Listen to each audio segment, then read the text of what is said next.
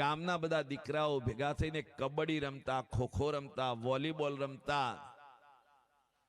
આજનો એવો સમય આવ્યો છે કે દીકરાઓ ટોળું વળીને બેઠા હોય પણ એકબીજા સાથે વાત ન કરતા હોય, એ મોબાઈલ ફેંકતા હોય.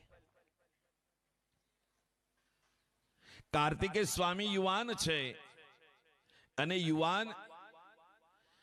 યુવાન જો ધારે ને તો અંધશ્રદ્ધા, અંધવિશ્વાસને દૂર કરી શકે છે. એક યુવાન નીતિનભાઈ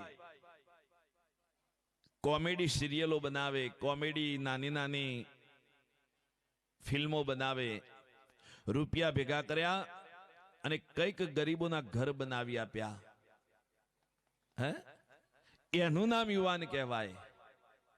એક યુવાન પોપટભાઈ, એક કાઠિયાવાડી દીકરો, જ્યાં પણ કોઈ પણ પાગલ વ્યક્તિને જુએ છે ને એને એની ગાડીમાં બેસાડી અને પોતાના આશ્રમમાં લઈ જાય છે દીકરો. હે સાહેબ, આ યુવાનોના કામ છે. આખો દાડો મોબાઈલ ટીચવા, માતા પિતાનું માનવું નહીં અને મોઢામાં અવનવી પડીકીઓ ભરી રાખવી. જે યુવાનના મુખમાંથી ગીતાજીના શ્લોક નીકળતા હોય, જે યુવાનના મુખમાંથી રામાયણની ચોપાઈઓ નીકળતી હોય, એ યુવાનના મુખમાં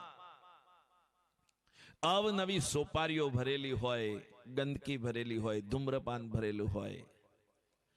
આ ભારત દેશની શાન કેવી રીતે બચશે?